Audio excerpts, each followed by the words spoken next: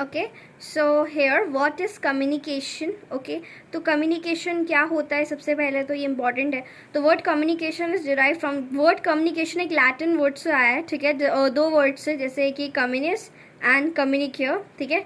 The word communis and कम्युनिकेयर, ये जो कम्युनिकेयर है ना, इसी में से कम्युनिस डिराइव है, बट हम ऐसा बोलते हैं it is derive from the Latin word communis and communicare, where communis means common और share and communicare means to impart और टू पार्टिसिपेट और टू ट्रांसमिट, ठीक है। फिर उसके बाद कम्युनिकेशन को हम डिफाइन कैसे कर सकते हैं, एज द एक्ट, ये एक एक्ट है, ठीक है, द एक्ट और the process of sharing information और इंटेलिजेंस, जहाँ पे हम इंफॉर्मेशन और इंटेलिजेंस को शेयर कर सकते हैं।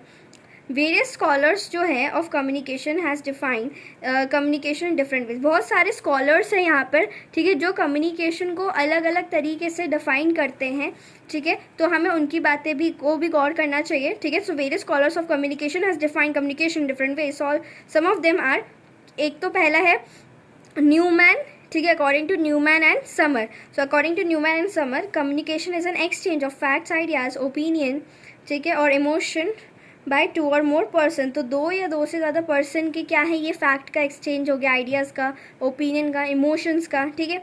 और लैंग्वेज सबसे कॉमन मीडियम होता है कम्युनिकेशन का, और अदर मीन्स ऑफ कम्युनिकेशन जैसे कि फिजिकल गेस्चर्स होते हैं, ठीक है, non linguistic symbols and codes, जैसे कि जो बोल नहीं रहे हम, है ना, लेकिन ये कोड्स हमें दिख रहे हैं, कुछ सिंबल दिखते हैं, जैसे कि ट्रैफिक सिग्नल हो गया, road signal, railway signal, etcetera, ठीक है।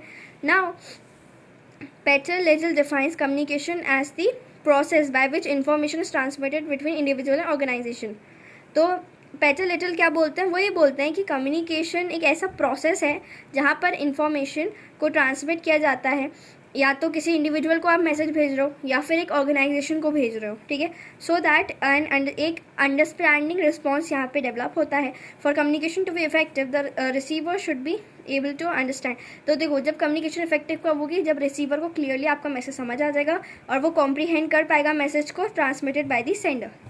यहाँ पे effective communication aims at excel at, ठीक है, a positive result oriented response, okay.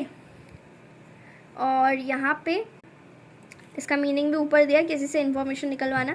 फिर main points in definition of communication, main point क्या हो गया, ये क्या इन्वॉल्व करता है, ट्रांसमिशन ऑफ आइडियाज़ कैसे होने चाहिए, क्लियर और कम्प्लीटली कम्युनिकेटेड होने चाहिए, ठीक है, रिसीवर फुल्ली अंडरस्टैंड कर लेना चाहिए मैसेज को, और साथ ही साथ रिसीवर को फीडबैक भी देना चाहिए, ठीक है।